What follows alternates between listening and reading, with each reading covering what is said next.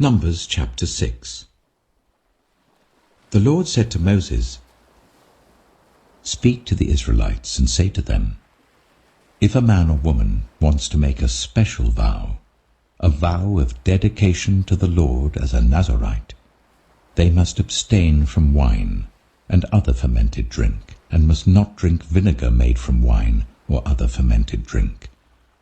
They must not drink grape juice or eat grapes or raisins. As long as they remain under their Nazarite vow, they must not eat anything that comes from the grapevine, not even the seeds or skins. During the entire period of their Nazarite vow, no razor may be used on their head. They must be holy until the period of their dedication to the Lord is over. They must let their hair grow long.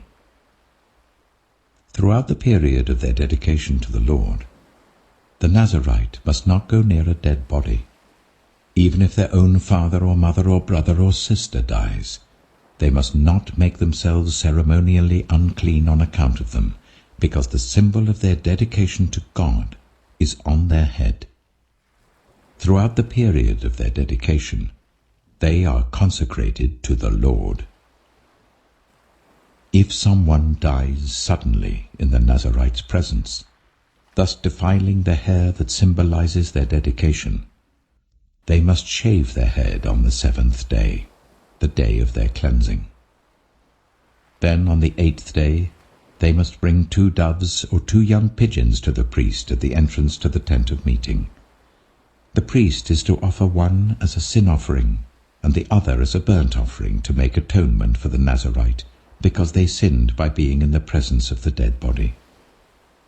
That same day they are to consecrate their head again.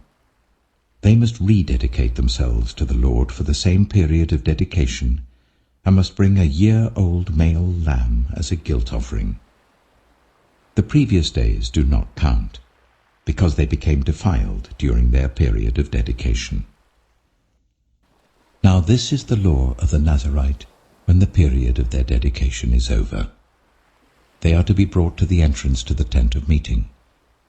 There they are to present their offerings to the Lord: a year-old male lamb without defect for a burnt offering, a year-old ewe lamb without defect for a sin offering, a ram without defect for a fellowship offering, together with their grain offerings and drink offerings, and a basket of bread made with the finest flour and without yeast, thick loaves with olive oil mixed in, and thin loaves brushed with olive oil. The priest is to present all these before the Lord, and make the sin offering and the burnt offering. He is to present the basket of unleavened bread, and is to sacrifice the ram as a fellowship offering to the Lord, together with its grain offering and drink offering. Then, at the entrance to the tent of meeting, the Nazarite must shave off the hair that symbolizes their dedication. They are to take the hair and put it in the fire that is under the sacrifice of the fellowship offering. After the Nazarite has shaved off the hair that symbolizes their dedication, the priest is to place in their hands a boiled shoulder of the ram, and 1 thick loaf and 1 thin loaf from the basket, both made without yeast. The priest shall then wave these before the Lord as a wave offering. They are holy, and belong to the priest, together with the breast that was waved and the thigh that was presented. After that, the Nazarite may drink wine. This is the law of the Nazarite who vows offerings to the Lord in accordance with their dedication, in addition to whatever else they can afford. They must fulfill the vows they have made, according to the law of the Nazarite. The Lord said to Moses, "Tell Aaron and his sons, this is how you are to bless the Israelites. Say to them, the Lord bless you and keep you. The Lord make his face shine on you and be gracious to you. The Lord turn his face towards you and give you peace." So they will put my name on the Israelites, and I will bless them. Psalm 40. I waited patiently for the Lord. He turned to me and heard my cry. He lifted me out of the slimy pit, out of the mud and mire. He set my feet on a rock and gave me a firm place to stand. He put a new song in my mouth, a hymn of praise to our God. Many will see and fear the Lord and put their trust in him. Blessed is the one who trusts in the Lord, who does not look to the proud, to those who turn aside to false gods.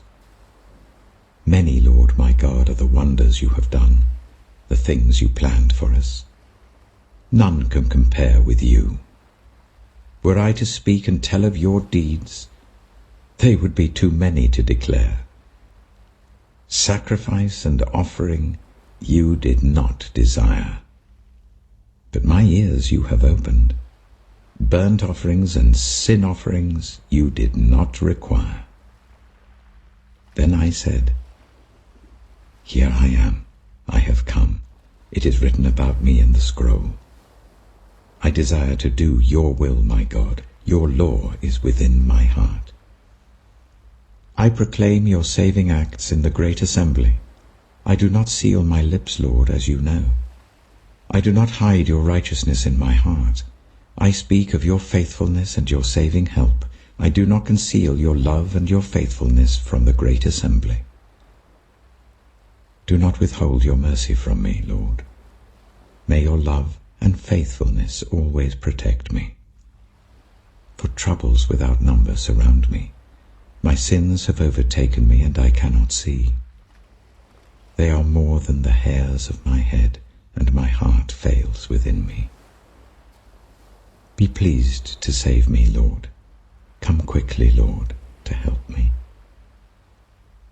May all who want to take my life be put to shame and confusion.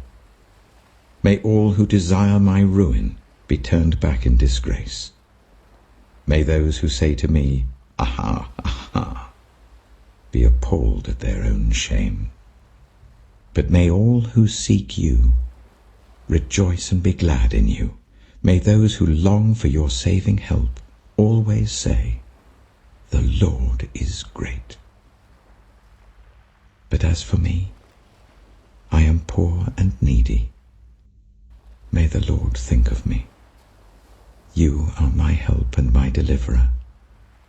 You are my God. Do not delay. Psalm 41.